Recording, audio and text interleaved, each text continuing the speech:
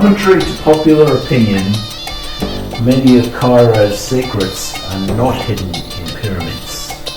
My first time for seeing the City of the Dead was while travelling with Angelo out the window of the car. We'll be exploring a small section of this, as well as going into Coptic churches, a little known religion that is centered in Egypt, and walking in the footsteps of Jesus. Mary's tree in Cairo is where Joseph, Mary and Jesus rested. Things that are not known to many and even seen by less.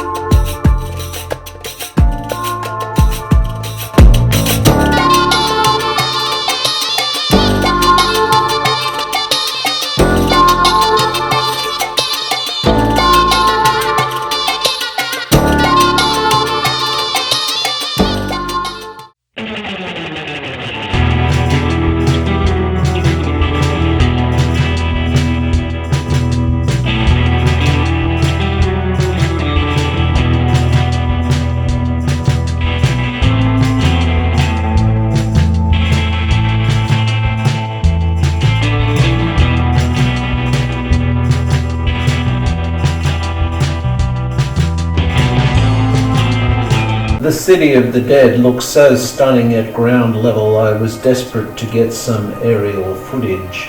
However, Egypt is one of those countries where they do not allow drones. So the best I could do was Google Earth, and it in no way shows the interesting architecture of the site. Cairo City of the Dead, known locally as Al-Khurafa, is a vast Islamic-era necropolis and active urban district that has served as a burial ground and a residential area for over 1,300 years.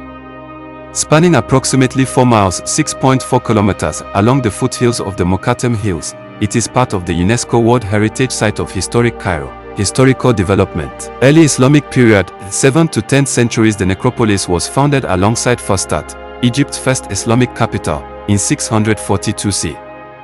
Originally, individual Arab tribes established their own funerary districts in the desert east of the city. Fatimid era, 10th to 12th centuries. The Fatimids introduced the tradition of building monumental domed mausoleums and popularized visiting family graves.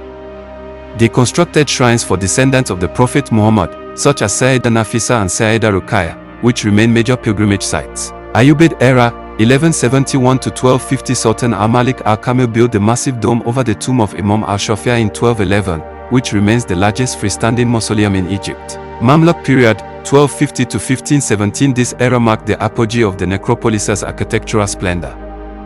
The Northern Cemetery, developed as sultans built extensive funerary complexes, including mosques, madrasas, and Sufi lodges, concourse. Notable monuments include the complex of Sultan Qaid Bey and the conquer of Foraj Ibn Bakak. Ottoman and Khedive periods, the 16th to 19th centuries. While new monumental buildings flowed under the Ottomans, the 19th century dynasty of Muhammad Ali Pasha revitalized the area. The lavish Hosh al-Bosha was built around 1854 to house the royal family. The living cemetery. Historically, the necropolis was never purely for the dead, it always housed tomb guardians, Sufi mystics, and Quran reciters. 20th century population growth, severe housing shortages and rapid urbanization in the mid-20th century led hundreds of thousands of people to settle in the cemetery. Contemporary life, today, an estimated 500,000 to 1 million people live within its boundaries. Residents have established a functioning urban infrastructure, including schools, markets, and workshops, such as traditional glass blowers, often living in modern houses built between or even inside ancient tomb courtyards. Modern challenges, 2020 to 2025. As of 2025, the City of the Dead faces significant threats from government modernization plans. Since 2020, large sections of the historic cemeteries have been demolished to build new highways and bridges intended to connect central Cairo to the new administrative capital. These demolitions have sparked international outcry from historians and conservationists over the loss of both registered and unregistered architectural heritage. Just like the rest of Egypt, it does take some imagination to imagine how these monuments once looked. And they don't much look like pyramids, do they? But a sad reality is that the capstones of the pyramids were mined to build parts of Egypt, so you may actually be looking at remnants from the pyramids of Egypt. Additionally, the former capital Memphis too was mined for its stonework to build the city of Cairo, and very likely some of these monuments and graves are made from such material. And it is a surprising feature of a cemetery that it houses so many living. So even today, Egypt trades and lives off the former glory of its now dead.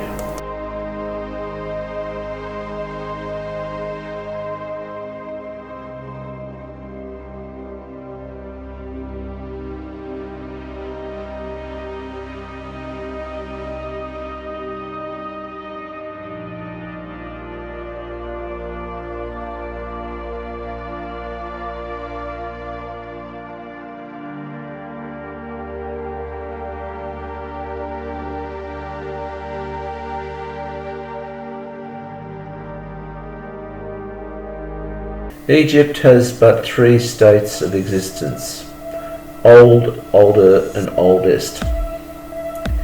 And it has always played a role in the dominant religions of the time. In the dynastic Egyptian time, you had all the Egyptian gods. Then in the early Christian church, the Coptic religion was at the center of this, and it is still alive and well in Egypt, although it has been eclipsed by Islam, of which Egypt was the world leader in the Islamic faith up until the period that Saudi Arabia took over from them. But the institutions of the Christian church have amazing architecture and imaginative and innovative ideas. On our way there, we called in a Christian cemetery very near to the Coptic Centre, which I believe to be structured for the wealthy. It is amazingly maintained and has many vaulted grave sites, being better maintained than those graves in the City of the Dead.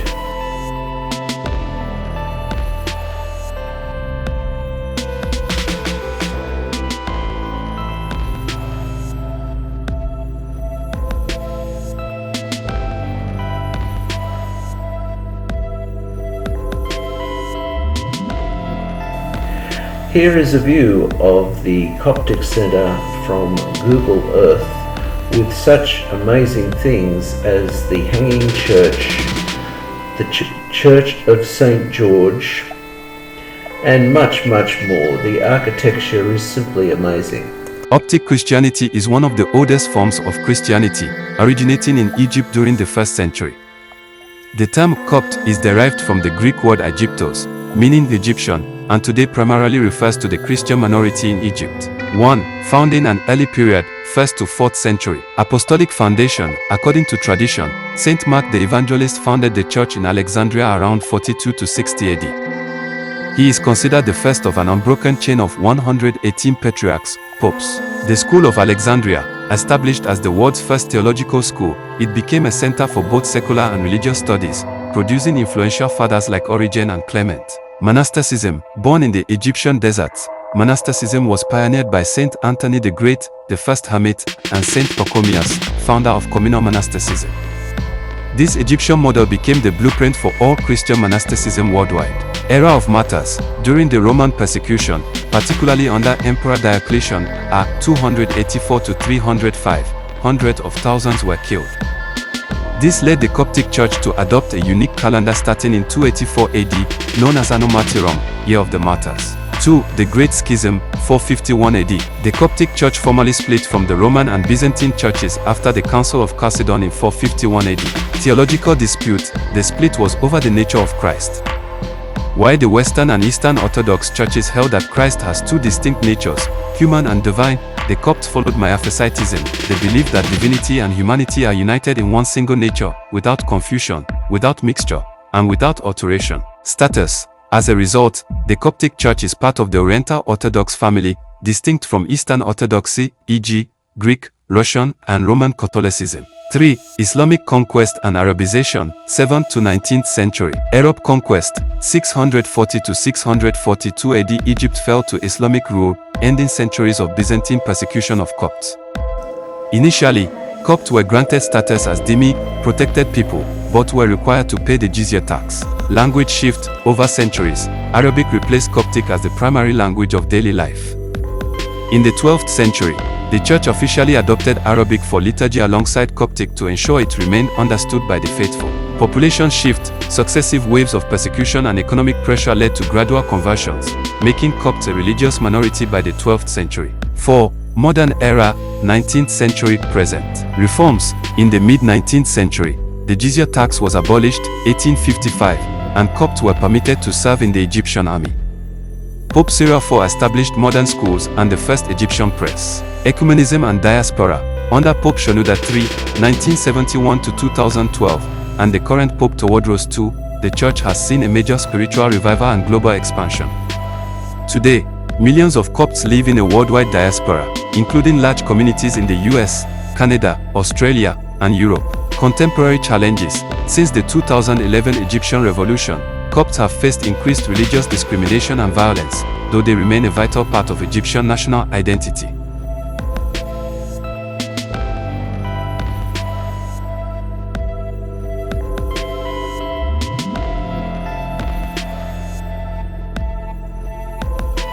As we approach the entrance to St. Virgin Mary's Coptic Church, better known as the Hanging Church, so named because it was built atop of a Babylonian gatehouse built during Roman times.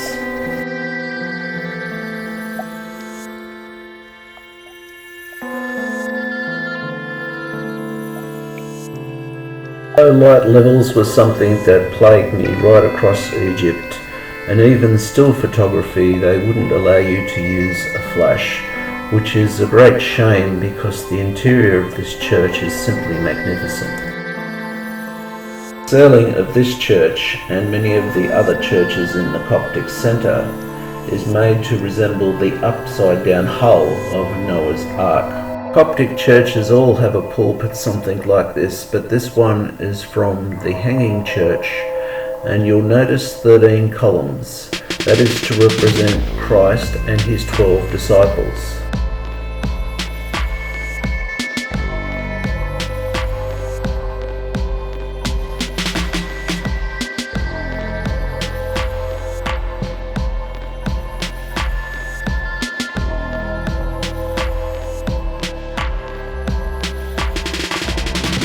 Some things do deserve a closer look.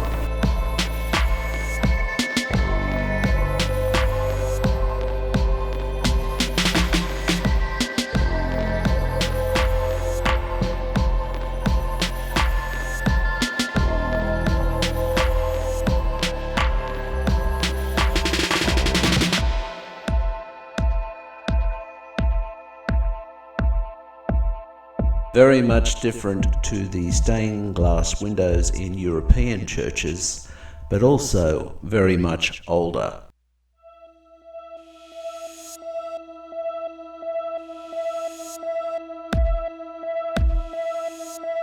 With this type of impatination, you could almost be in a mosque. However, this architecture predates that of the architecture of Islam.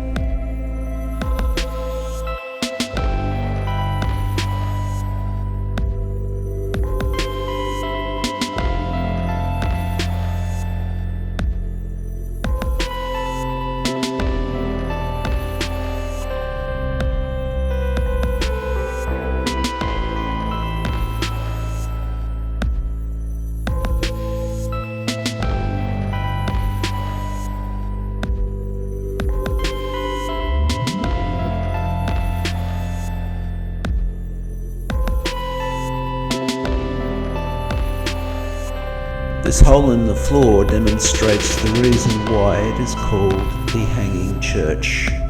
It is the early gatehouse from the Babylonian structure built during Roman times.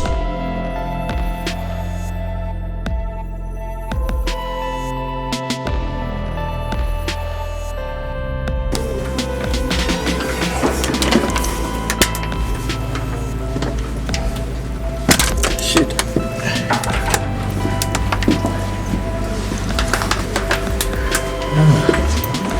Small tunnels in Egypt. This chamber is a chapel left from an earlier church on the site, very possibly even the original church on the site. This is the well. Yeah. It must have been when they got water, and there's still water in there. The water table is quite high. And the second prominent church on the site is the Church of St. George. And here it is. St. George's Church is the only round church in Egypt. And the reason for it being so is that it was built atop a former Roman fort.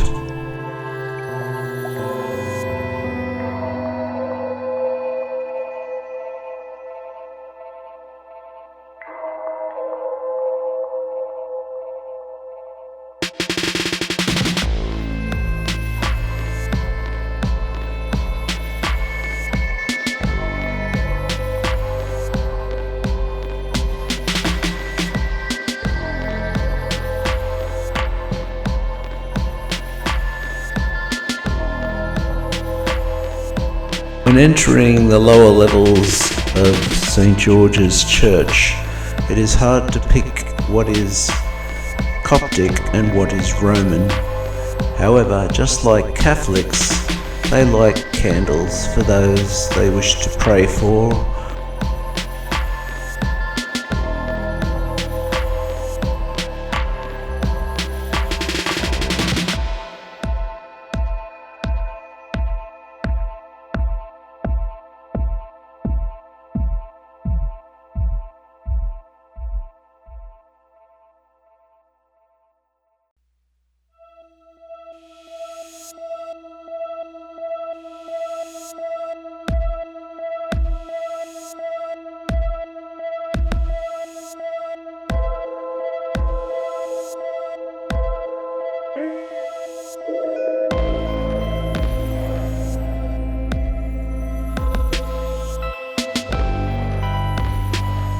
And just like everywhere else in the world, there's always a shop.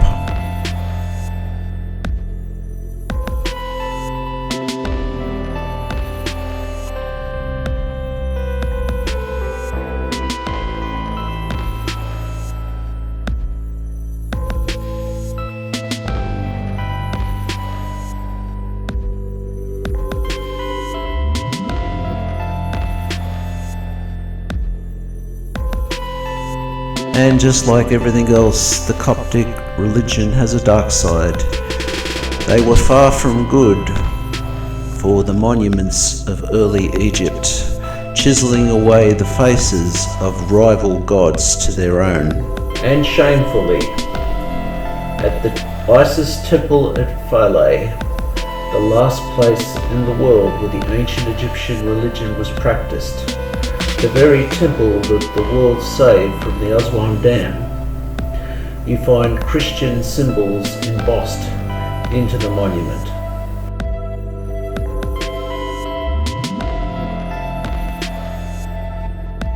By no means as grand as the churches in Cairo, they also have a church in Aswan, which is well worth a visit if you go there.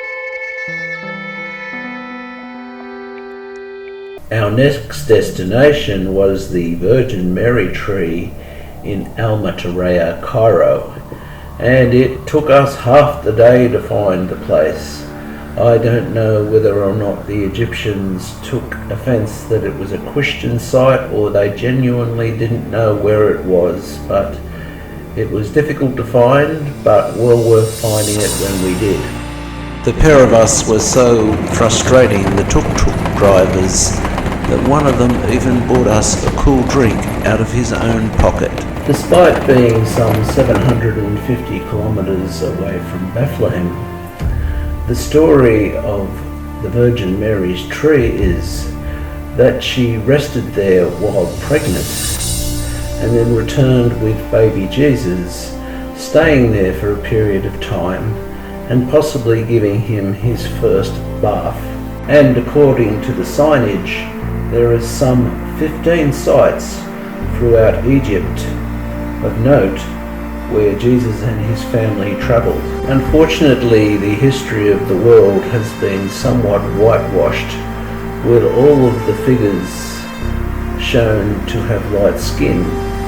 However, Africans have dark skin, and Egypt is indeed in Africa. What we see before us now is what was once a spring. At the time when I was there it was dry, but possibly on occasions water flows freely.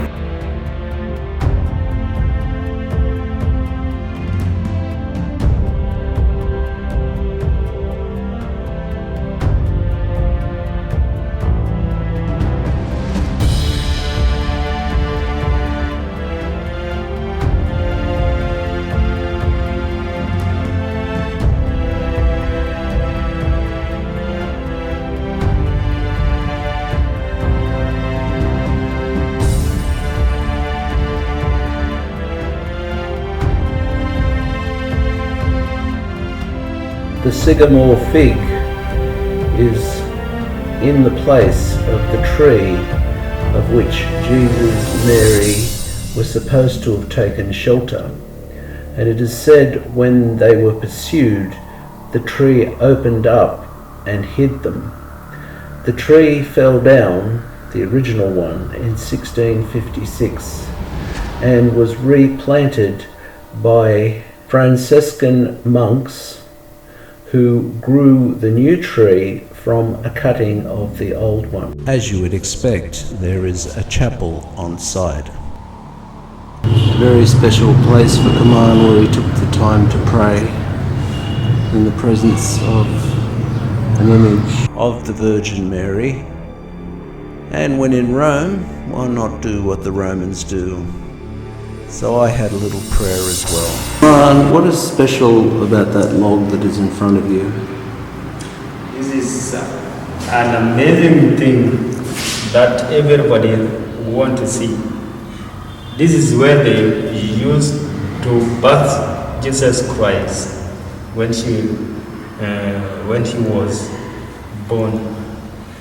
Wow!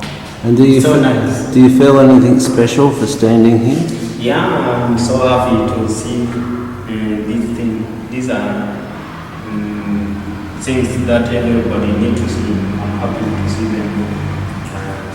This is Very old. incredible. Yeah. So, And it's surprising to find such a thing in a Muslim country too, isn't it? yeah, I saw a lot of things. I saw when his mother used to see to him. She was pregnant by him, and this is nice. So I'm happy to be here.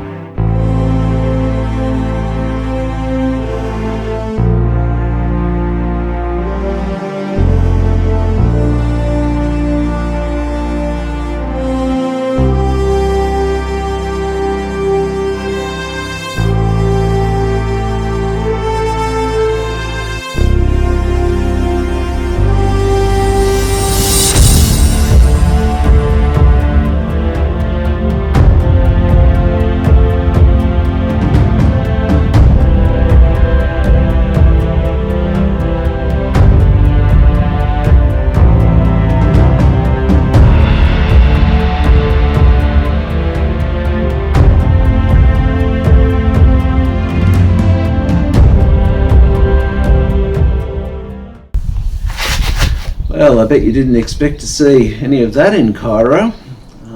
It has a lot of interesting dimensions that isn't often talked about. Thank you for watching. I'd welcome it if you'd please like and subscribe.